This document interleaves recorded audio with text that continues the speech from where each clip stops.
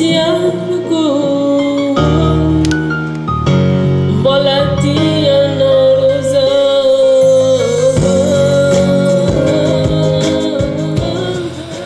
eny ary tompoko lahy sy tompoko vavy faly miarabantsika jiaby tonga eto amin'ny tafatafa valangizatra avy aty amin'ny radio Frekans valangizatra avy aty amin'ny tanagnany Maroangizatra niany ty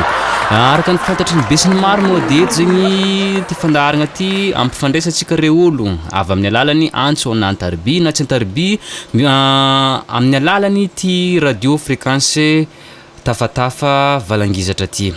de eto zegny tsika miambigny appel de amin'ny andraisantsika le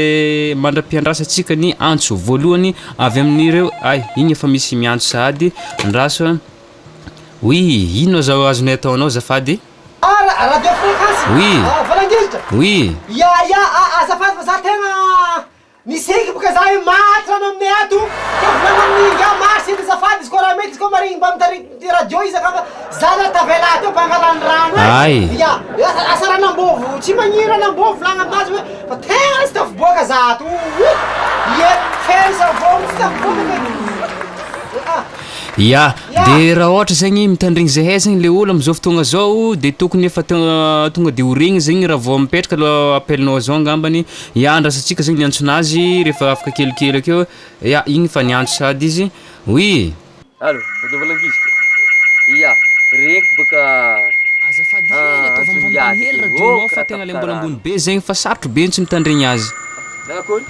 tsy reky tsara be atao ambanimbany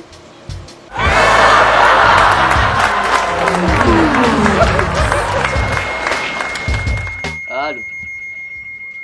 ya mbola za fô le nagnazy ary izy ke mbola mazafa sa tsiny izy ka ohatra mety mbola ataova ambanimbany indraiky ka satria mikiky be raha de tsy regny mihitsy zegny le raha volagninao hoe azana mbola ambanimbany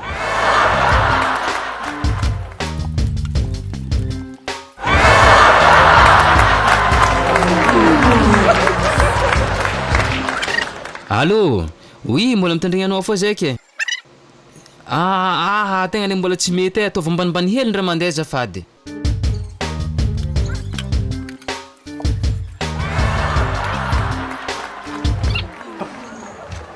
ué mbola za mbola ambanimbany zalahy diadako tegna le ambany eky